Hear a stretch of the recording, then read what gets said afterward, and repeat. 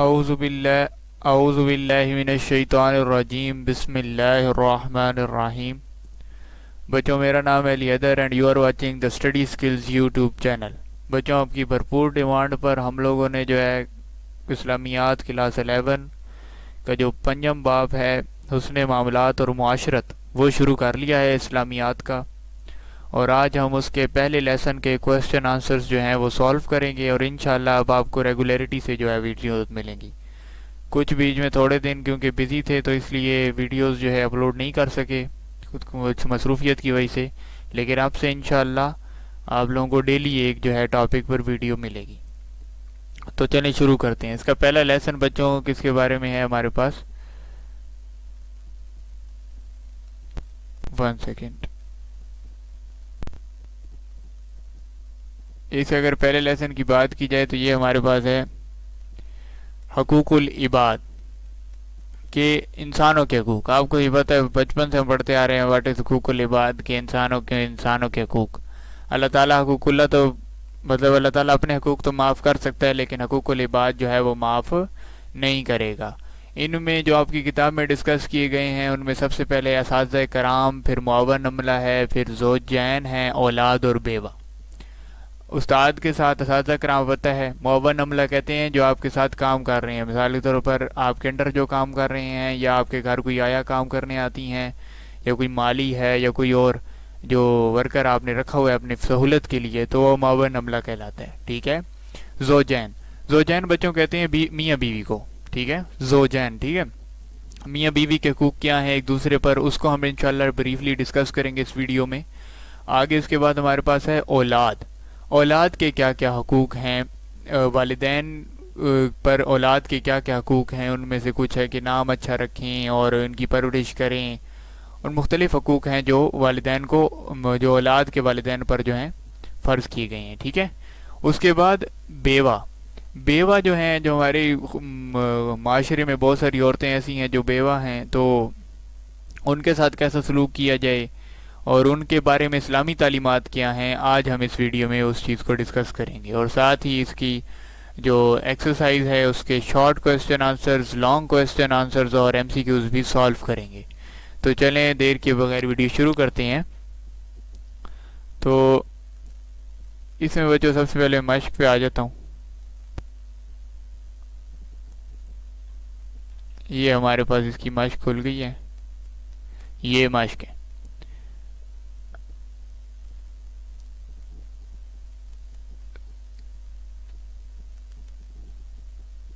یہ بچوں اس کی مشق کھل چکی ہے.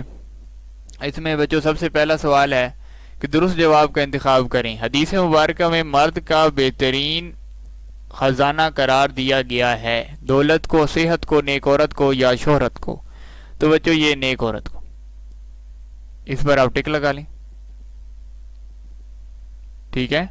اسلام نے بیوہ کی کتنی عدت مقرر کی ہے؟ اس میں بچوں عدت کے بارے میں 4 ماہ اور 10 دن. اس کے بعد وہ شادی کر سکتی ہے. ٹھیک ہے، اس کے بعد جو ہے وہ شادی کر سکتی ہے. اس کے بعد ہم نیچے آتے ہیں.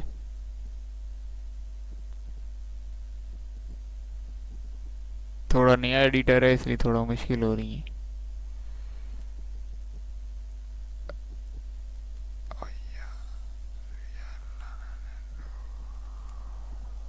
اس کا امید ہے آپ نے آنسر لگا لیا ہوگا. اب یہاں پہ عربی میں قوام کس معنی میں آتا ہے؟ تو انتظام کے. کس معنی میں آتا ہے؟ انتظام کے معنی میں آتا ہے. دولت اولاد کے لیے والدین کا بہترین عطیہ ہے. مال و دولت، حسن ادب، زمین جائیداد یا عہد و منصب. تو حسن ادب. ٹھیک ہے. اگر آپ ان کو اخلاق سکھا دیں گے تو بہترین معاشرے میں جو ہے ایک بہترین لوگ بن جائیں گے. تو ان کو نہ دولت کی ضرورت ہے نہ زمین جائیداد کی. کچھ لوگ کہتے ہیں نا زمین جائیداد ہونی چاہیے، ضروری نہیں ہے بیٹا. اگر آپ اس کو اپنے بچوں کو اگر آپ لوگ اچھے اخلاق سکھا دیتے ہیں نا کہ آپ نے عورت کے ساتھ کیسے بات کرنی ہے، آپ نے بڑوں کے ساتھ کیسے بات کرنی ہے، چھوٹوں کے ساتھ کیسے پیش آنا ہے، تو یہ بھی آپ کو بہترین عطیہ ہے. اور اگر آپ کی اولاد جو ہے وہ نیک کام کرے گی تو آپ کو اس کا قبر میں بھی جو ہے اجر ملتا رہے گا. ٹھیک ہے، اگر آپ ان کو حافظ قرآن بنا دیتے ہیں تو آپ کی قبر پہ آ کر فاتحہ پڑھیں گے، ظاہری بات ہے مختلف کام سر انجام دیں گے، تو اس سے جو ہے پھر آپ کو بخشش ہو جائے گی. ٹھیک ہے، نبی کریم صلی اللہ علیہ وسلم نے اولاد کے درمیان برابری کی نصیحت کے صحابی کو فرمائی. تو اس میں بچوں یہ آنسر ہے حضرت بشیر بن سعید رضی اللہ عنہ، پہلا آپشن جو ہے یہ والا. ٹھیک ہے، امید ہے نشان لگا لی ہوں گے.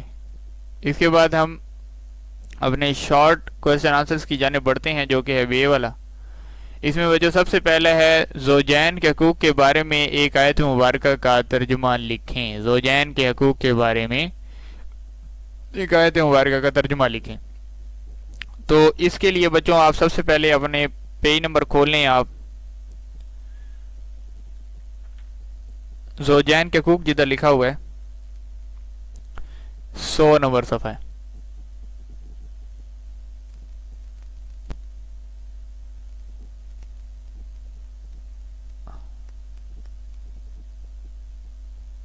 یہ آگے زوجین کے حقوق. انہیں وجہ جو انہوں نے کہا آیت کیا ہے، تو آپ نے یہاں سے شروع کرنا ہے، یہاں سے اس جگہ سے. قرآن مجید اللہ تعالیٰ کا، قرآن مجید میں اللہ تعالیٰ کا ارشاد ہے. ٹھیک ہے،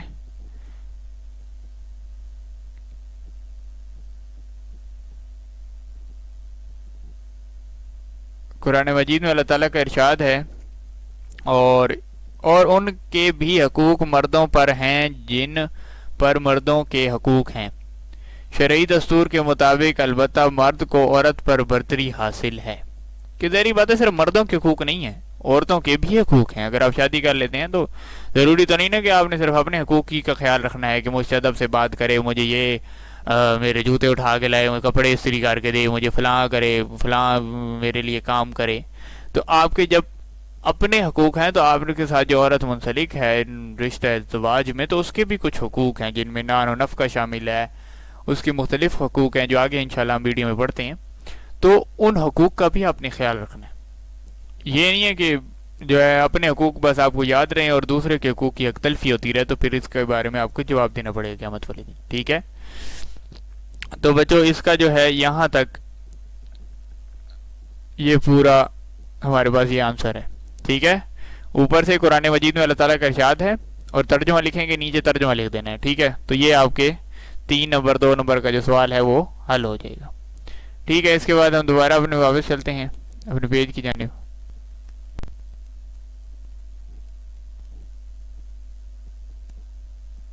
اچھا، اس کے بعد ہمارے پاس اگلا ہے اولاد کے حقوق کے بارے میں ایک حدیث مبارکہ کا ترجمہ لکھیں. اولاد کے حقوق کے بارے میں ایک حدیث مبارکہ کا ترجمہ. اس کے لیے بچوں آپ کے جو بک پر پیج نمبر ہے وہ ہے 102 صفحہ نمبر پہ آ جائیں. آپ میں بھی تب تک کھول لیتا ہوں. طریقہ بچوں بالکل سمپل ہے، بک لے کر بیٹھ جائیں اور نشان لگاتے رہیں. ٹھیک ہے، تھوڑے سے ٹائم کے اندر اندر جو ہے آپ کو یہ ویڈیو سب کچھ سمجھا دے گی. یہ دیکھیں جی، یہاں سے بچوں آپ نے شروع کرنا ہے. یہ والا سارا اس میں انکلوڈ ہوگا. یہاں سے آپ نے ایک موقع پر آپ صلی اللہ علیہ وسلم نے سیدنا حسن رضی اللہ عنہ کو بوسہ دیا. وہاں اقرا بن حابس ایک بدرو سردار بیٹھے تھے. انہوں نے کہا کہ میرے 10 بیٹے ہیں لیکن میں نے آج تک کسی کو چوما نہیں. نبی کریم صلی اللہ علیہ وسلم نے ارشاد فرمایا جو مہربانی نہیں کرتا اس پر مہربانی نہیں کی جاتی. یہ اولاد کے حقوق ہیں. ٹھیک ہے، ٹھیک ہے، ایک یہ ہو گئے. ظاہری بات ہے اب کچھ بچے کہیں گے کہ حضرت حسن تو ان کی اولاد نہیں تھے. بے شک میں مانتا ہوں ان کی اولاد نہیں تھے، لیکن ان کے حقوق کے بارے میں انہوں نے جو ہے آپ صلی اللہ علیہ وسلم نے فرمایا. اس کے علاوہ ایک اور ہے، یہ واقعہ بھی آپ لوگ کر لیں اس میں ایڈ، کیونکہ انہوں نے دیکھیں نا انہوں نے امت کو سکھانا تھا. ان کے اپنے بیٹے بھی تھے، ان کے ساتھ بھی اس نے سلوک کیا نبی صلی اللہ علیہ وسلم نے. اور سیدنا حسن کو جب بوسہ دیا تو ساتھ ایک صحابی بیٹھے ہوئے تھے، تو انہوں نے کہا کہ میرے 10 بیٹے ہیں، میں نے تو کسی کو بوسہ نہیں دیا اور آپ جو ہے امام حسن کو بوسہ دے رہے ہیں. تو نبی صلی اللہ علیہ وسلم نے ارشاد فرمایا کہ جو مہربانی نہیں کرتا اس میں مہربانی نہیں کی جاتی. اس کا مطلب یہ ہے کہ ہمیں اپنی اولاد سے پیار اور محبت کے ساتھ پیش آنا چاہیے. ٹھیک ہے، ان کی جائز خواہشات کو پورا کرنا چاہیے. اور ایک بار یہاں پہ ایک نیچے لکھا ہوا ہے, میں وہ بھی آپ کو نشان لگوا دیتا ہوں. یہ یہاں پر ایک مرتبہ صحابہ کرام رضی اللہ عنہ سے پوچھا گیا, یا رسول اللہ ہمیں کیسے معلوم ہوگا کہ اولاد پر والدین کا کیا حق ہے, ہمیں بتائیں.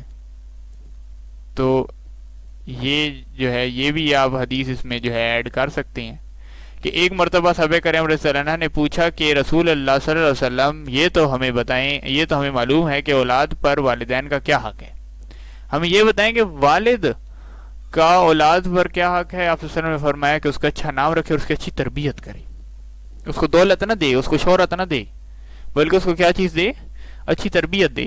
اگر اس کو اچھی تربیت دے دے گا تو باقی چیزیں خود بخود ہی حاصل کر لے گا, اس کے لیے پھر اس کو کہیں جانے کی ضرورت نہیں ہوگی. صحیح ہے بیٹا؟ تو امید ہے سمجھ آ گئی ہوگی آپ کو.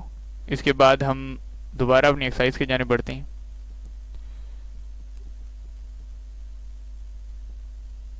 یہ ہمارے پاس آ گئی. نبی کریم صلی اللہ علیہ وسلم نے بیوہ کے ساتھ حسن سلوک کرنے والے کو کس سے تشبیہ دی ہے؟ بہت امپورٹنٹ کوسچن. چلیں چلتے ہیں صفحہ, جدھر آپ کا جو بچوں صفحہ نمبر بن رہا ہے یہ بن رہا ہے 103. اس کو کھولیں, میں بھی یہاں سے کھول لیتا ہوں.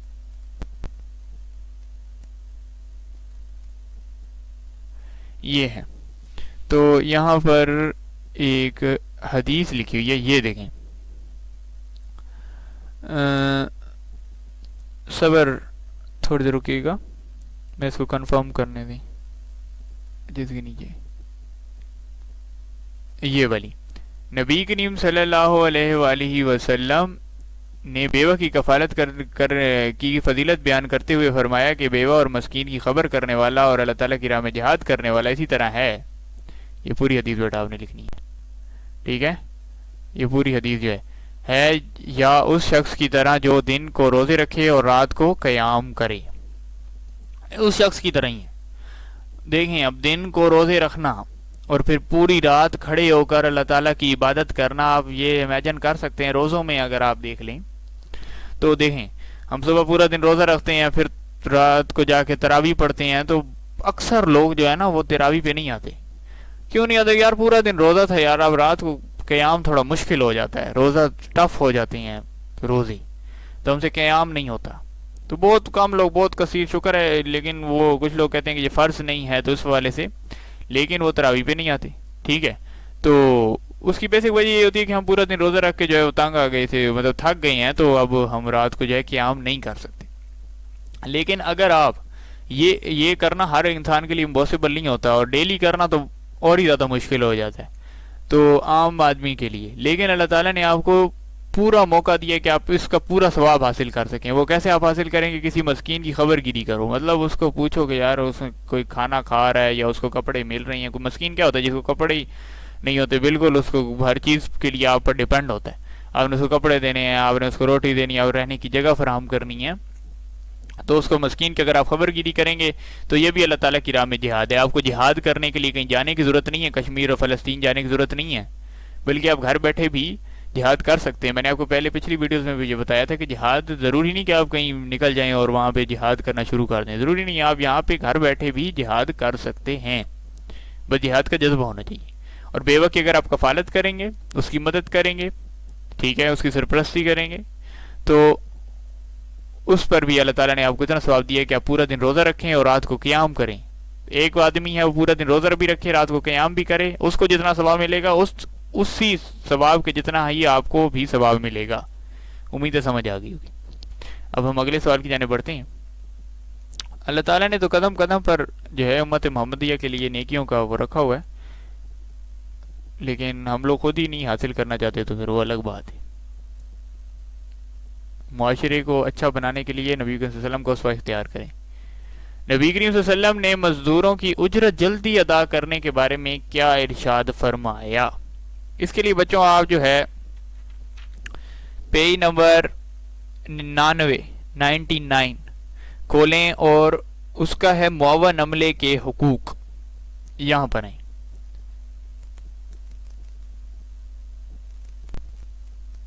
یہاں پر نبی کریم صلی اللہ علیہ وسلم نے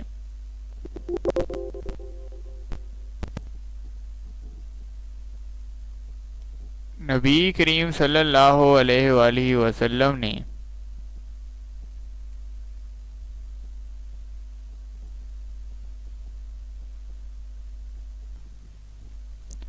نبی کریم صلی اللہ علیہ وسلم نے اجرت کی جلدی ادا کرنے کے بارے میں نصیحت کرتے ہوئے فرمایا مزدور کو کی اجرت اس کا پسینہ خشک ہونے سے پہلے دو. یہ نہیں کہ آپ کام لے لو اور پھر کہو چلو ٹھیک ہے یار پیسے بعد میں کر لیں گے. نہیں, پیسے آپ نے اسی وقت اس کو دینی ہے. ٹھیک ہے, یہ نہیں کہ آپ پورا دن اس سے بیچارے سے کام لیتے رہیں اور پھر اینڈ پہ کہیں چلو ٹھیک ہے جی پیسے آپ کو مل کے پھر کبھی دے دیں گے. تو ایسے صحیح نہیں ہے. یہ مزدور کی جو ہے حق تلفی ہے.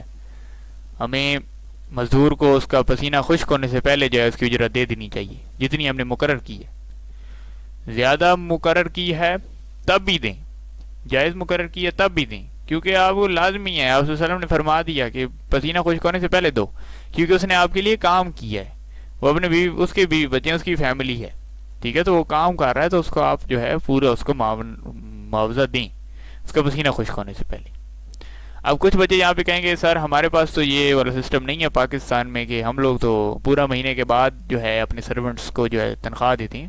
چلیں وہ بھی ٹھیک ہے, وہ بھی ٹھیک ہے کہ انہوں نے آپ کا معاہدہ ہوا ہے کہ ہم نے جی پورے مہینے آپ کام کریں گے اور اس کے بعد ہم آپ کو ایک مخصوص سی رقم جو ہے جو ہم نے طے کی ہے وہ آپ کو ادا کریں گے. تو چلیں یہ بھی ٹھیک ہے. تو اور نبی صلی اللہ علیہ وسلم کی یہ حدیث ہے.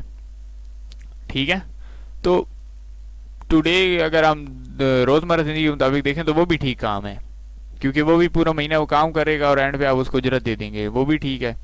اور اجرت مطلب لازمی دینی ہے آپ نے, یہ نہیں کہ اس کے ٹول مٹول کریں یا اس کو آپ کہیں کہ کل آنا اور پرسوں آنا اور پھر بعد میں آنا اور پھر وہ اس کو ملے ہی نہ. تو ایسا نہیں کرنا. ہاں دے دینی ہے اور اس کا پسینہ خشک ہونے سے پہلے اگر بہتر ہے دے دیں. اور یہ مزدوروں کے بارے میں ہے, سرونٹس کے بارے میں ذرا نہیں. مزدور ہوتے ہیں نا باہر, وہ کام کر رہے ہوتے ہیں, کوئی بلڈنگ بنا رہے ہوتے ہیں, کوئی اینٹیں بنا رہے ہوتے ہیں, تو بھٹے پہ کام کر رہے ہوتے ہیں, تو اس ٹائم ان کو جو ہے اجرت وقت پر دے دینی چاہیے. امید ہے یہ حدیث آپ کو سمجھ آ گئی ہوگی. اس کے بعد ہم اپنے آخری شارٹ کی جانب بڑھتے ہیں جو کہ ہے نبی کریم صلی اللہ علیہ وآلہ وسلم نے حضرت نعمان بن بشیر رضی اللہ عنہ کو اولاد کے بارے میں کیا نصیحت فرمائی. اوپر میں نے شاید آپ کو ایک MCQs بھی کروایا تھا اس بارے میں. یہ دیکھیں کہ نبی کریم صلی اللہ علیہ وسلم نے اولاد کے درمیان برابری کی نصیحت کس صحابی رضی اللہ عنہ کو فرمائی. تو اس میں تھا حضرت بشیر بن سعد رضی اللہ عنہ. تو یہاں پر بھی یہ چیز وہاں پہ پوچھی گئی ہے. تو پورا واقعہ جو ہے آپ نے اس کو لکھنا ہے. آپ کا بچوں یہ پیج نمبر بن رہا ہے 102 102. اس پر پہنچے, میں بھی اپنا کھولتا ہوں. تو یہ ادھر پیچھے تھا.